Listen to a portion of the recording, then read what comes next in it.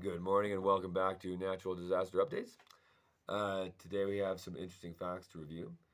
Let's have a quick look at my demographic spread. I've had about 7,000 website hits in the past week. And here is the age distribution and gender distribution. About 60-40. And the age, as you can see, is mostly 18 to 24-year-olds.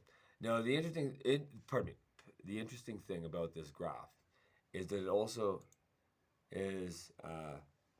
reflects the same curve that I found in my Dora litigation video, which was not distributed via the same avenues. Right? These results were generated by Arion, my social media promoter, and these results self-generated. Yes, when I posted a video about squatting. And attaching a door to an otherwise unsecured property in order to turn it into a secured property. And you'll notice it's the exact same curve. And this is the curve I believe represents the actual population distribution of the planet Earth at the moment, where you can see that most of the old people are gone and their money is all gone, and most of the young people remain on Earth. We'll get into more details about what that means later. In the meantime, let's have a look at what Tucker Carlson has to say today before we get into the notes about the differences between the various superintelligence and artificial intelligence that exist on the Earth today. Good evening and welcome to Tucker Carlson tonight. The frustrating thing about the news media, no matter how horrible they are, is that you need them. You can't understand the world except through the news media. That's where all of our information comes from. Can't really change that at this point, but we can go into it with open eyes. And so you should know that the thing about reading the news is, even when it's not intentionally dishonest, and often now it is, no matter what the intent of it, the first draft of the story that you read is always wrong. Not sometimes wrong, always wrong. Occasionally in small ways, sometimes in big and utterly distorting ways. Dewey defeats Truman, Iraq has nukes, Russia bombed its own pipeline. Stories like this are laughably untrue. They are an inversion of the truth, which inevitably emerges later. And at times it's unintentional. They just made a mistake. They got it wrong. But more often on the big stories, the ones that change policy, they are lying on purpose. So how do you know whether they're lying on purpose or whether they just got it wrong by accident? Well, when the story trends on social media, you know. That means that somewhere there's a tech executive who's decided to crank up the propaganda dial in order to manipulate you. It's really not so different from what the North Korean state news agency does. When there's a famine, they start promoting stories about record rice harvests, so you wouldn't notice. So with that in mind, it would have been worth pausing for a moment in skepticism when you saw that story in your phone yesterday about how Russia had bombed Poland. Poland is a member of NATO, the North American Treaty Organization, so are we. That means if Russia were to attack NATO, then we could very easily be obligated to attack Russia back. Russia has the largest nuclear arsenal in the world. So that would be inevitably, by definition, World War III. Hundreds of people might die. So this was not a small story. It was Archduke Ferdinand and Sarajevo stuff. This story came, as it so often does, from the Associated Press, citing, again, as usual, a, quote, unnamed senior U.S. intel official. So according to this unnamed intel official, Russia had launched an entirely unprovoked first strike against Poland. The Russian military had lobbed missiles into Polish territory, thereby killing 2 Poles at a farm. So, by definition, it was time for Europe and the U.S. to invoke Article 5, the collective defense principle, and begin a total war on Vladimir Putin. President Zelensky of Ukraine agreed with this. The U.S. must declare war on Russia in the wake of this story. Watch his reaction. What we warned about a long time ago happened today. We've been saying this. Terror is not limited to our national borders. It's already spread to the territory of Moldova. And today, Russian missiles hit Poland, the territory of a friendly country. To fire missiles at NATO territory, this is a Russian missile attack on collective security. This is a very significant escalation. We must act.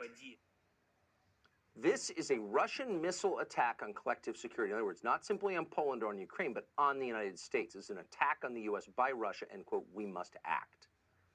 So this is a man with some moral authority. This is the only head of state in the world to receive a Vogue photo spread this year. This is a personal friend of Sean Penn and Ben Stiller's. And here he was commanding the U.S. to lead the Third World War immediately. So as we said, this was not a minor AP story. The only problem was it was completely and utterly wrong. Zelensky, the unnamed American intel officer, and the Associated Press had all been trafficking in dangerous misinformation. That became clear within a few hours when pictures of the exploded missile surfaced on social media. People who know a lot about military hardware started asking questions about this stuff.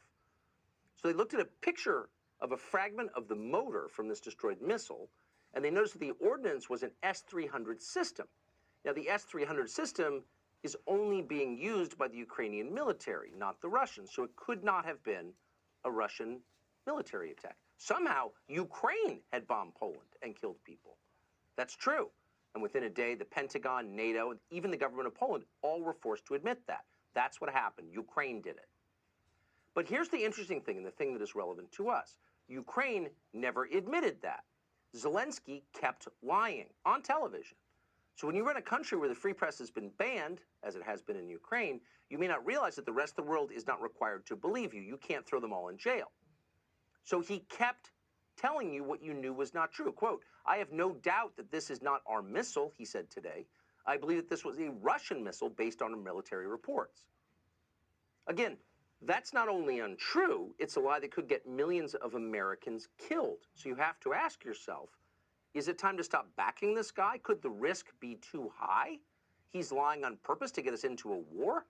Maybe he's not worth supporting in the first place. Maybe he's just another corrupt Eastern European strongman in a tracksuit getting as rich as he can from American handouts. That might be the lesson, but that is not at all the lesson that the Biden administration is drawing from what just happened. Watch former Raytheon board member Lloyd Austin explain that even if the missile attack was from Ukraine, it's still Russia's fault. This explosion was most likely the result of a Ukrainian air defense missile that unfortunately landed in Poland. And whatever the final conclusions may be, the world knows that Russia bears ultimate responsibility for this incident. So this is not what we would refer to as evidence-based reasoning. What you're hearing from the Secretary of Defense is that Ukraine lobbed a missile into Poland and killed Poles, but you need to continue to send billions to Ukraine to fight Russia. So now you're starting to see why the unnamed intel official leaked this story to the Associated Press in the first place, this manufactured story. And the point, of course, was to manipulate the United States Congress, as so often happened. Unnamed American intel official leaks something to the New York Times, Washington Post, AP. Members of Congress read this and do what the intel agencies and the administration want them to do. And we can all but prove that in this case, because shortly after this fake news of this fake Russian missile attack appeared on the AP wire, the White House demanded another $37 billion in funding for Ukraine. So that raises the question, where does that put us? What's the total that we've sent to Ukraine so far? Well, in just 9 months, the Biden administration has committed a total of $91 billion to Ukraine at a time when our border's still open and our economy is degrading fast. So how much is that?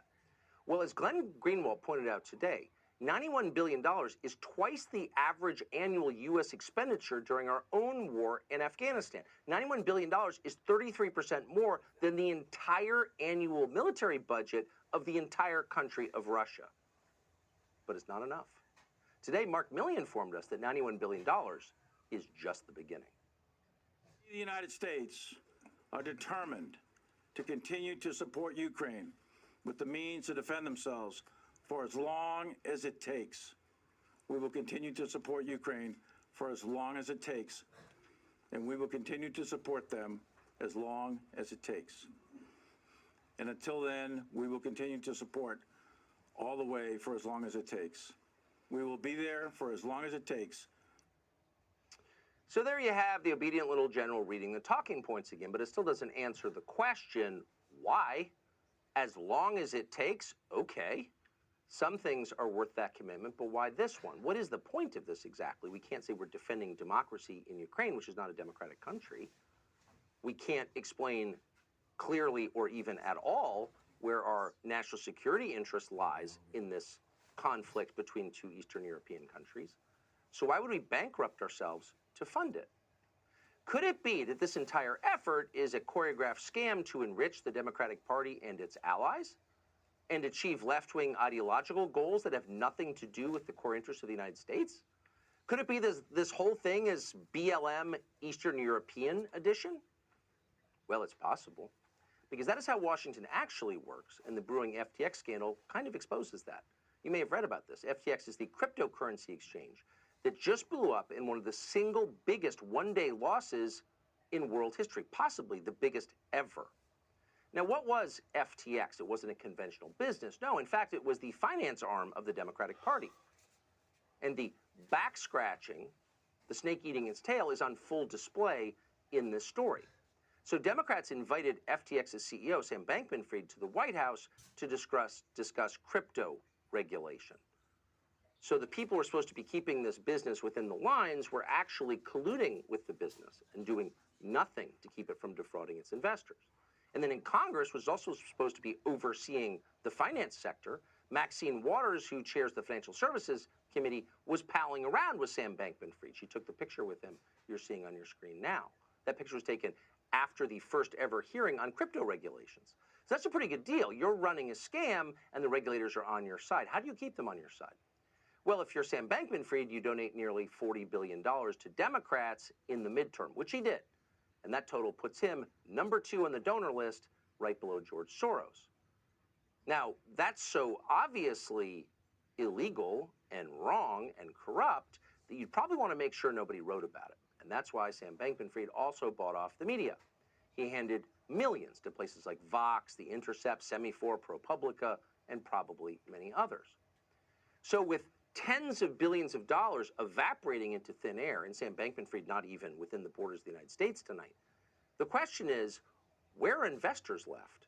There are a lot of big retirement funds who are invested in this thing in this country Where are and in investors Canada. going? Will they get with all any the of their money? money back?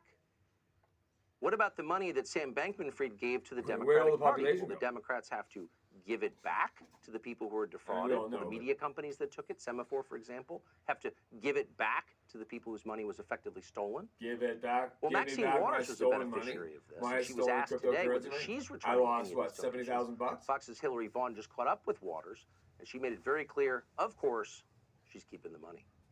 Do you think some lawmakers that got donations from FTX's founder should give that money back? Oh, well, I don't want to get into that. As a matter of fact, both sides, Democrats and Republicans, have received donations. So, thank you.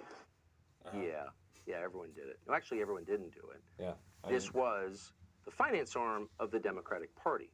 One of the biggest stories of the year, maybe the last 10 years. We're going to have a lot more on it tomorrow and in the weeks to come. But why are we telling you about it tonight? We're telling you about it because you should know that FTX was also in partnership with the government of Ukraine. Second for All Prez. threads return to the same spool. It'd be interesting to know how much money, if any, Ukraine funneled back to FTX, which then wound up in the hands of Democrats running for Congress in this last cycle. We don't know the answer. An audit might tell us. There has been no audit. Today in the House, Marjorie Taylor Greene has been demanding an audit, but to no avail so far. And that means the tens Where's of billions Will of Butcher your these days? tax dollars the Pardon Biden administration has shoveled to the government of Ukraine Purple. remain, Where's as Wolf of tonight, Blitzer these days? completely unaccounted for. We don't know what happened to the money. And still the Ukrainians are demanding more and trying to get us into a world war that would benefit us in no way. Are Republicans supporting this? Could any Republican possibly support this? More money for Ukraine with no audit? Any Republican who does deserves, at the very least, a lifetime of scorn. Subscribe.